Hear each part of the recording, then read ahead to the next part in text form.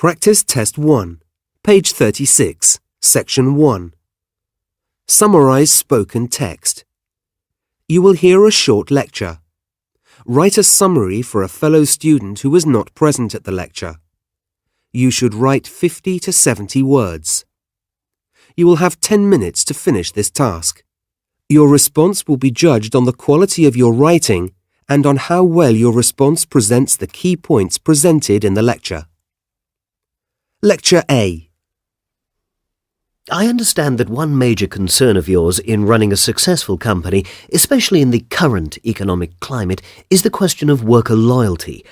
Are you saying that such a thing no longer exists? And if so, what are some of the reasons for this? And how important is loyalty to the smooth and successful running of a company such as yours? Well, I do think it's important, but I also realise that we can't go back to the old-fashioned sense of loyalty where an employee would spend his whole working life with one company or business. Our grandparents, even our parents' generation, expected long-term employment, and their loyalty was rewarded with health care and a pension. This is no longer the case. Many companies are no longer willing or perhaps even able to provide such a financial package. Besides, to a younger generation, sticking at the same job all your life isn't a very exciting or inspiring prospect. Some reasons for this might be the shortening of contracts, outsourcing, automation, and people holding down more than one job. In other words, we've all had to adapt to the realities of a rapidly changing, fast-paced economy. However, all this is not to say that loyalty is dead. Rather, it has changed emphasis. Today, it is more about trust, in that an employee will promise to bring his skills and engage fully in his work for as long as she or he is there. People change jobs a lot more these days, but I still believe that a company is better off with at least a core of people who stay for the long term.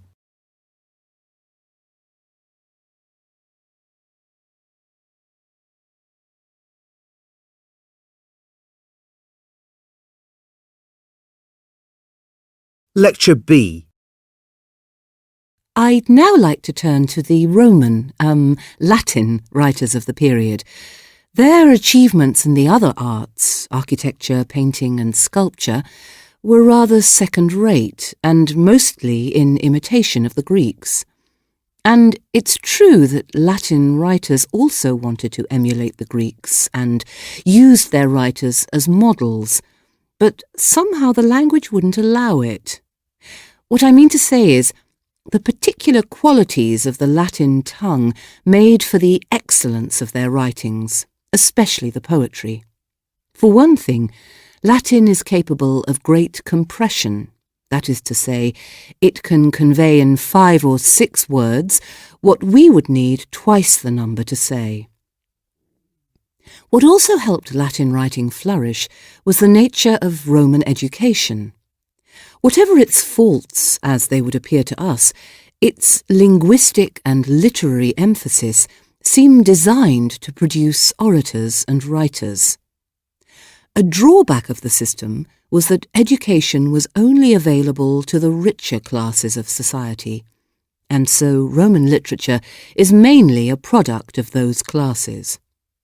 This, in turn, meant that the subject matter was fairly limited and narrow in its social reach, though there were exceptions.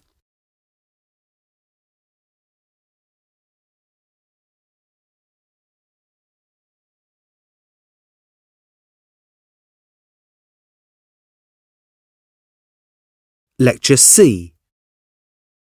Some economists argue that financial aid to developing countries is, in the long run, inefficient and even counterproductive. However, there are 2 main types of aid that we will deal with here. First, there is long-term aid to countries such as Ethiopia and Somalia, where there are recurrent problems such as drought and poor agricultural production, and where there is little or no industry to speak of.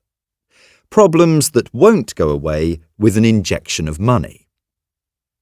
Then there is emergency aid, which also appeals for contributions from the public when a disaster of one kind or another strikes. Recent examples would be the earthquake in Haiti and the tsunami in Japan. In the case of emergency aid, It arrives in the first instance as food, clothing, shelter, and medical aid, all of which are of immediate practical use and great benefit. With countries that have long-term developmental problems, just pumping in money is not enough, and, sad to say, a lot of the money doesn't go where it should. What is more important is providing know-how, teaching the skills and expertise needed to help develop the economy and social services, such as health, sanitation, and so on.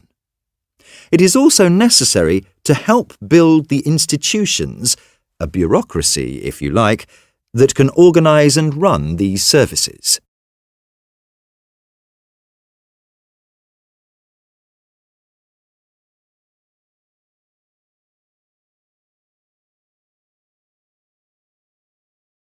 Practice Test 1, page 39, section 2. Multiple choice, choose multiple answers. Listen to the recording and answer the question by selecting all the correct responses. You will need to select more than one response. Recording A. The heyday of the English landscape garden was the 18th century, and it stood for many things. The appreciation of natural beauty, of course, but also the idea of a civilized life, good taste, one's personal philosophy, and one's social status. Gardens also, though it is hard for us to credit, became expressions of their owners' political affiliations. Until the picturesque style emerged as part and parcel of the Romantic movement, gardens had been strictly formal, laid out with mathematical precision following the Italian and French examples. There then came a backlash against this rigid formality, led by, among others, the poet Alexander Pope. Pope and his allies argued for a more natural nature. Lord Burlington was a major figure in the landscape garden movement, and he was famously influenced by his love of the Italian architect Andrea Palladio, along with the picturesque or romanticised landscapes of Italian classical painting. With these in mind, he scattered his gardens and parks with classical Greek and Roman temples and statues. In other words, he wanted to make the garden look like those paintings.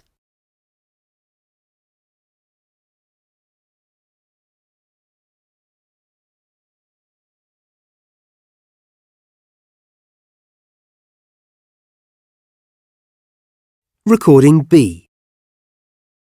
Woodblocks used for pictorial illustration became fairly common in 15th century Europe, but had been used long before that for printing designs on textiles. Most of these were simple in design and quite crudely cut, but some were skillfully drawn and cut, while others even contained pictorial imagery.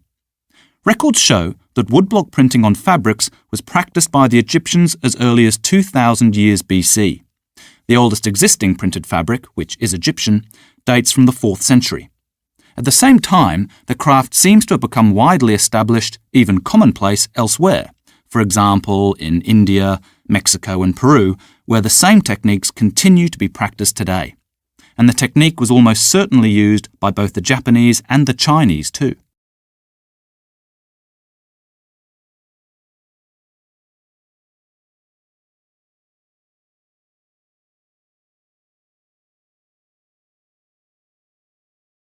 Recording C. Political parties in most democracies not only have to win more votes than their rivals to get into power, they also have to persuade the electorate that it is worth their going out to vote in the first place. In the UK, turnout is frequently low, and one reason cited is the weather. Some countries, therefore, have made voting compulsory. It is against the law not to vote, and failing to vote is a punishable offence. In Austria, for example, failure to vote results in an automatic fine, as it does in Australia. As a consequence, voter turnout is rarely less than 92% in both these countries. Other countries have penalties that affect the individual in more practical ways. In Greece, for example, although it is no longer acted on, passports were confiscated or not granted. And in Bolivia, non-voters may be banned from using banks or schools for up to 3 months. The punishment in countries such as France, Germany, the UK and so on is seeing the government you didn't elect raise your taxes.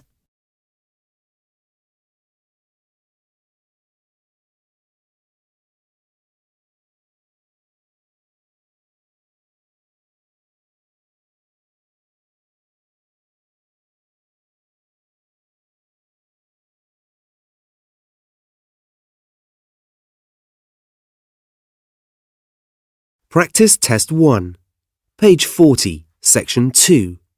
Fill in the blanks. You will hear a recording. Write the missing words in each blank. Recording A. Almost everyone has heard of the London Stock Exchange, but relatively few know anything about the London Metal and Commodity Exchanges. Yet these markets have a greater influence on world economies because they set global prices for some of the essential raw materials for industry and food manufacture. The LME provides 3 basic services to the world's non-ferrous metal trade. First, it is a market where large or small quantities of metal of a guaranteed minimum standard can be bought and sold on specific trading days. Second, it acts as a barometer of world metal prices. And third, it is a hedging medium. That is, it can help traders get some protection from price fluctuations that occur for economic, political or financial reasons.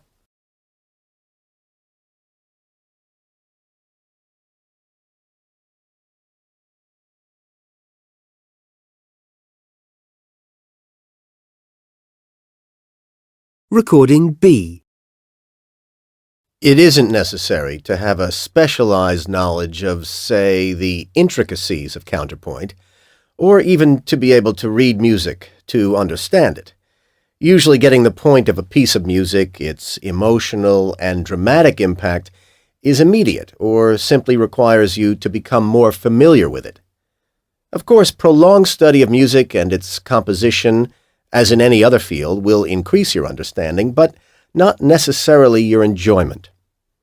Now, I realize that it can require a good deal of willingness on our part to risk new sensations, and there is a lot of music that will seem unfamiliar and alien to you on a first hearing.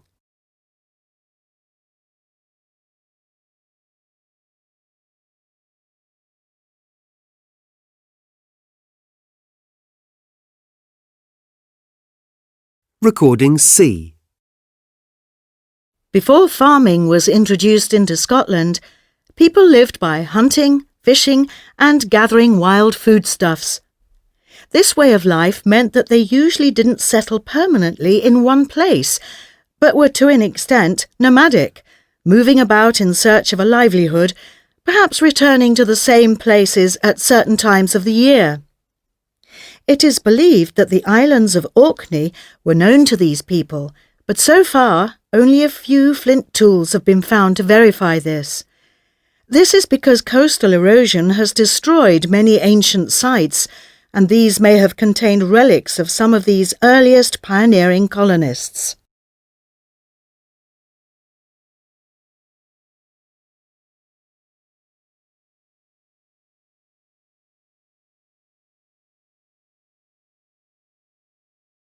Practice Test 1, page 41, section 2. Highlight correct summary. You will hear a recording. Choose the paragraph that best relates to the recording. Recording A. A cliché, as you know, is an overused and worn-out phrase, and these are to be avoided like the plague in your essays. Indeed, someone once said, I quote, "There is no greater danger to either education or thinking than the popular phrase." Let me digress a little further. Originally, a cliché was a printer's term, back in the days when letters were set one by one, for a ready-made block of type of frequently used phrases, usually in the newspaper business. So, there you are. Clichés were also known as stereotypes. Now, if you think of graphic design as a language with its own vocabulary, grammar, and so on, it too must have its clichés. Obvious examples would be the twin Greek masks of comedy and tragedy that symbolise the theatre, and, more popularly known, the heart as a symbol of love, especially on Valentine cards and so on.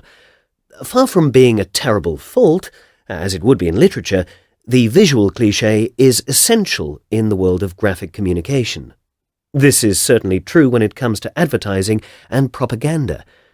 The visual cliché can give immediate life to an idea and a clear meaning to what could be a mere abstraction.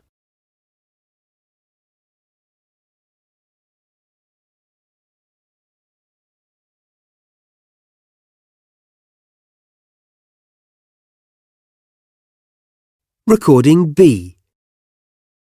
All whales, dolphins and porpoises are social animals, although the degree of sociability varies greatly from one species to another. Differences of behaviour have not evolved by chance. Living in close proximity to other animals has certain costs and benefits, so we can expect the group size adopted by a species to be the most suitable for its environment and lifestyle. River dolphins, for example, have a fairly simple social system, forming small groups of just a few animals, rarely more than 10. On the other hand, many of the oceanic dolphins may roam the seas in groups of thousands. Also, there can be differences within species. For example, with sperm whales, females and juveniles form groups, while adult males are solitary. Some of the reasons for living in groups include greater efficiency in searching for and catching food, benefits for mating, learning, defence, and sensory integration. Now, sensory integration is the means by which each animal contributes to the information gained by the group as a whole, and this plays an important part in defence and in the search for food. For example, if one animal discovers a shoal of fish or a hungry shark, it can immediately pass on this information to the others in the group so that all may benefit. A single animal or small group may remain unaware of the food or predator and so miss a meal or suffer an attack.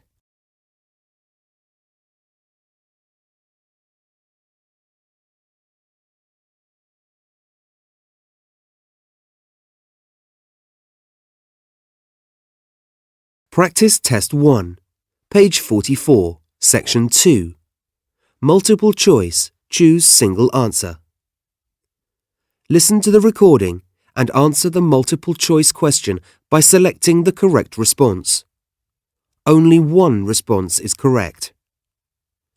Recording A. I suppose the reason I got into geology was, well, as a kid I was fascinated by fossils. The fact that they went back countless years, long before there were any people on the planet. That was exciting, and they were beautiful too. And one thing led to another. What fascinates me? Let me give you an example. Suppose we dredge up from the seafloor some silt washed down by a river, and suppose that for political or other reasons we can't enter the country through which that river runs. Well, by careful study of the particles of that silt, we can form a pretty accurate picture of the nature of that country. Not just the rocks, I mean, but the vegetation and animal life of the area. I sometimes think what we do is a bit like Sherlock Holmes. You know, he takes a look at a man's shoes and can tell you which field in which county in England he's been in and when. That sort of detective aspect of the work is always interesting and exciting. OK, we do spend time in the lab and at the computer, but we do get out and about and go to interesting places for field work.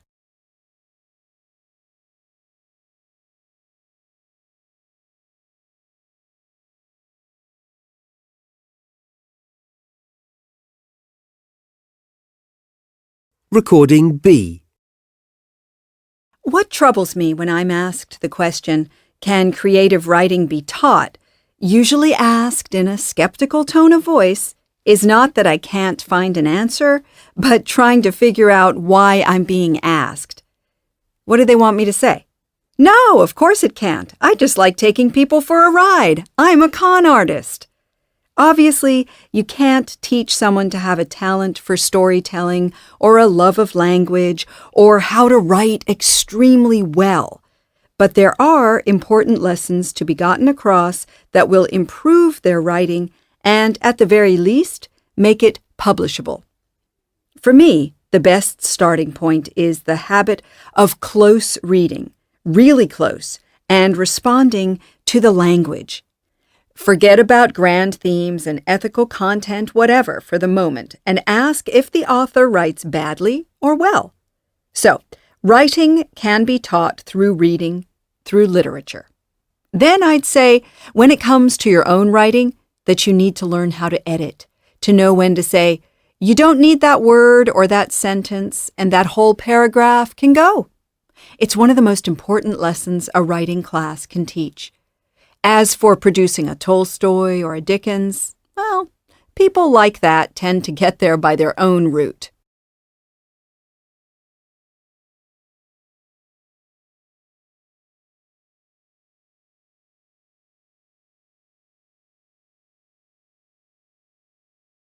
Recording C.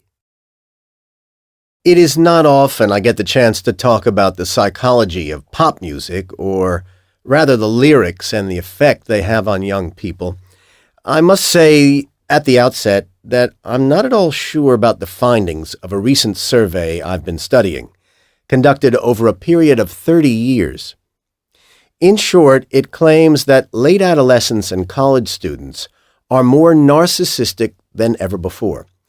This might well be true, and it might also be true that pop lyrics are becoming more self-absorbed, negative, and violent. But this might reflect the psychology of the writers and performers more than their listeners. Also, as the writers of the study are alarmed to discover, this radical increase in narcissism comes with higher levels of loneliness and depression, which, if you think about it for a second, is hardly surprising. Furthermore, they have detected a link with heightened anger and problems maintaining relationships. Now, a couple of points. First, adolescents are pretty much self-absorbed anyway, but it's rarely pathological. Also, you can read almost anything you want into song lyrics from any era. Again, people nowadays find it easier to express themselves emotionally than their counterparts did 30 years ago. Last, the survey suggests a complete personality change over the period covered. Yet I doubt that personality traits can change so much from one generation to another, or for that matter, from one culture to another.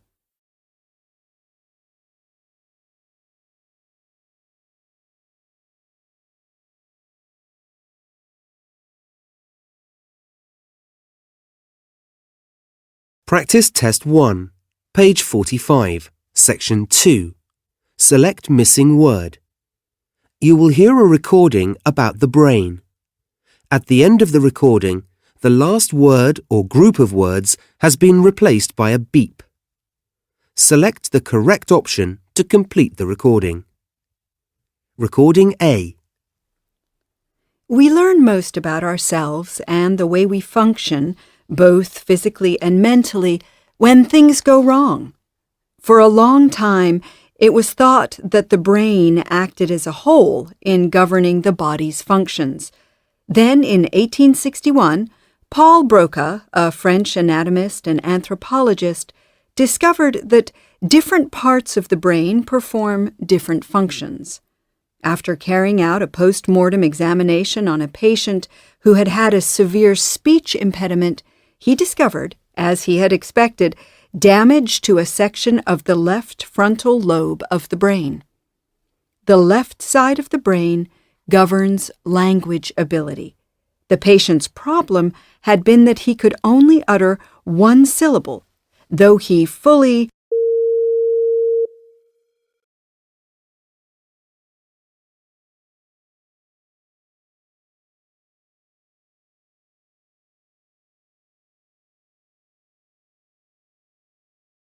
You will hear a recording about money.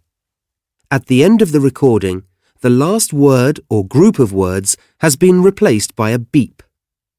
Select the correct option to complete the recording.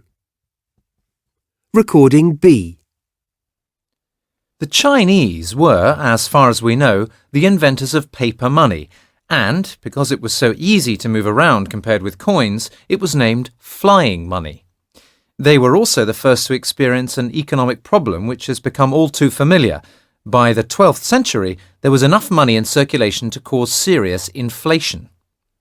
In Europe, it wasn't until about 1400 that bankers in Spain and Italy began to honour bills of exchange, which were a kind of private paper money not in general use. They were documents used by those involved in a business transaction in which payment was made through a third party to avoid the cost of foreign exchange. However, it is the Swedes who are generally credited with producing the first proper European bank.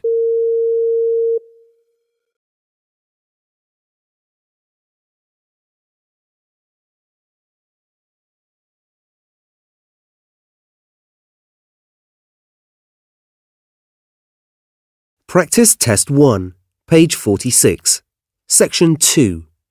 Highlight incorrect words. You will hear a recording.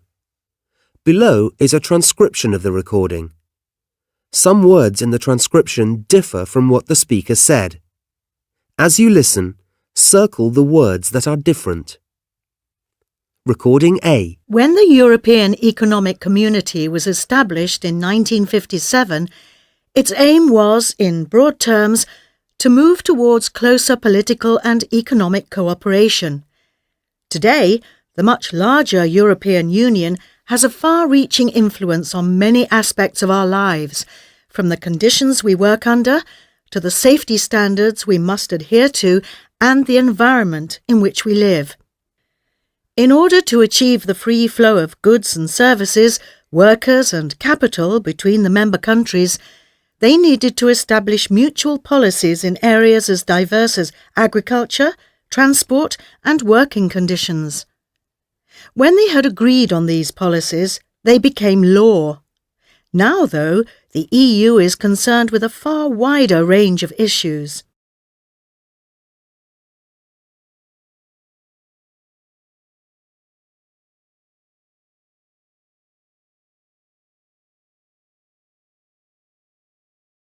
Recording B.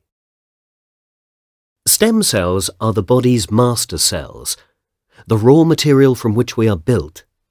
Unlike normal body cells, they can reproduce an indefinite number of times and, when manipulated in the right way, can turn themselves into any type of cell in the body. The most versatile stem cells are those found in the embryo at just a few days old. This ball of a few dozen stem cells eventually goes on to form everything that makes up a person. In 1998, James Thomson announced that he had isolated human embryonic stem cells in the laboratory. At last, these powerful cells were within the grasp of scientists to experiment with, understand, and develop into fixes for the things that go wrong.